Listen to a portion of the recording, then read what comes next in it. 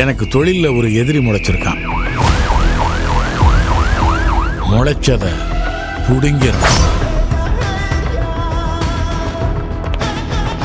கத்தி பேசினா உங்களுக்குலாம் அறிவு வராதுடா, கத்திய வீசினாதான் அறிவு வரும்.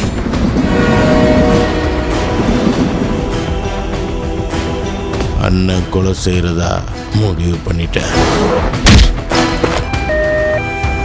இப்படி குடிச்சு குடிச்சு குரல் கேட்டு அநியாயமா செத்து கிடக்குறீங்களே.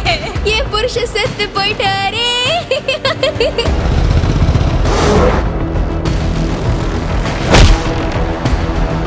ஏய், நீங்க தைரியமுள்ள ஆம்பளைங்களா இருந்தா கட்ட அவுத்து விடுங்கடா.